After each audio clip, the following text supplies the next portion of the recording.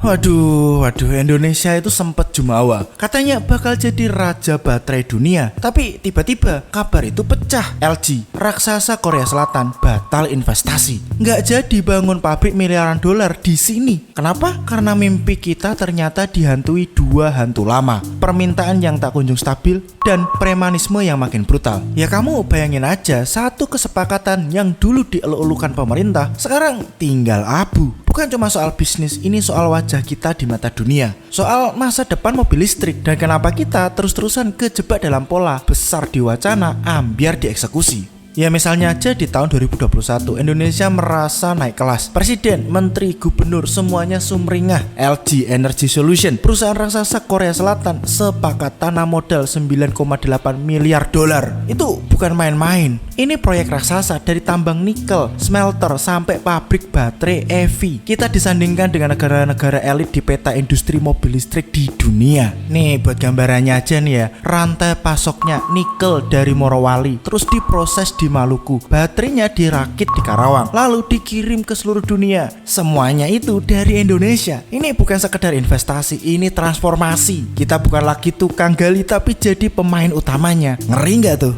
Tapi euforia itu cuma bertahan sebentar. LG mulai diam. Progres di lapangan seret. Katanya pabrik bakal di groundbreaking awal 2023. Tapi sampai akhir tahun, jangankan bangun, papan namanya aja belum ada.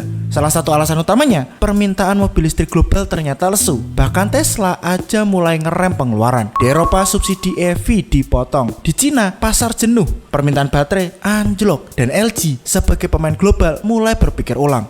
Worth it gak sih ngeluarin hampir 10 miliar dolar di tengah pasar yang belum stabil? Tapi bukan cuma permintaan yang bikin LG mikir dua kali. Masalah klasik Indonesia ikut bicara. Premanisme di sektor tambang. Konflik antara masyarakat, aparat, dan pemilik konsensi bikin ekosistem investasi makin horor. Tambang jadi ajang rebutan, bukan ekosistem industri. Dan LG melihat hal ini, mulai mikir, ngapain kita ambil resiko di zona abu-abu beginian? Lagian LG nggak pernah bilang secara resmi, kami cabut dari Indonesia. Tapi mereka tahu caranya mundur dengan elegan. Tanpa drama, tanpa perpisahan, seperti pacar yang ghosting, tiba-tiba hilang. Padahal rencana nikah udah disusun. Yang tadinya proyek ini digadang-gadang akan jadi kolaborasi LG dengan Industri Battery Corporation (ABC), tiba-tiba berubah arah. Nama LG menghilang dari dokumen resmi. Tak ada pengumuman, tak ada konferensi pers, cuma senyap tapi mematikan. Dan yang tadinya sesumbar bakal jadi pemain utama baterai di dunia, sekarang harus mutar otak. Tanpa LG ibarat orkestra kehilangan konduktor. Jadi ngopinya tetap di Starbucks. Kalau bicara Thailand, ya mereka jalan terus. Vietnam dengan VinFast makin agresif. Sementara kita tertinggal satu tikungan. Ditinggal LG, ditinggal momentum, bahkan mungkin ditinggal kepercayaan. Yang menarik di sini adalah LG bukannya bangkrut di Amerika. Mereka justru ngebut bangun pabrik baterai bareng General Motor. Di Korea Selatan, produksi makin canggih. Jadi, kalau LG bisa jalan di tempat lain, kenapa mandek di sini? Ya malah lari, tapi harus lompat jalan berlubang yang bernama perizinan, berkelit dari premanisme lokal dan berdamai dengan permintaan yang belum matang. Ini ya perlu ditekankan, investor itu bukan malaikat. Mereka bukan datang bawa berkah. Mereka tuh kalkulatif, dan di saat kalkulasi mereka bilang resiko lebih besar dari potensi, ya mereka cabut. Simple aja.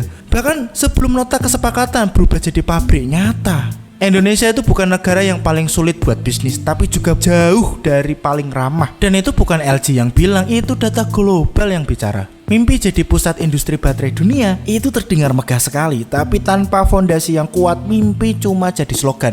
Dan kadang slogan yang terus diulang tanpa aksi cuma jadi suara kosong di tengah deru mesin yang gak pernah hidup. Pertanyaannya sekarang bukan kenapa LG pergi, tapi siapa lagi yang akan menyusul? Dan apakah kita bakal terus menyalahkan investor atau mulai berbenah beresin rumah sendiri? Karena dalam dunia investasi, kadang bukan siapa yang datang yang penting, tapi siapa yang kamu tinggal dan kenapa mereka bertahan. Tapi kalau menurut kamu nih, apa yang sebenarnya bikin investor takut masuk ke Indonesia? Infrastruktur, hukum, atau justru mentalitas? Tulis pendapat kamu di kolom komentar ya. Kita nanti diskusi bareng. Jangan lupa untuk like, share, dan subscribe Relung Nalar. Karena dunia ini terlalu absurd kalau nggak kita bahas dengan nalar. Terima kasih udah nonton, dan ini Relung Nalar.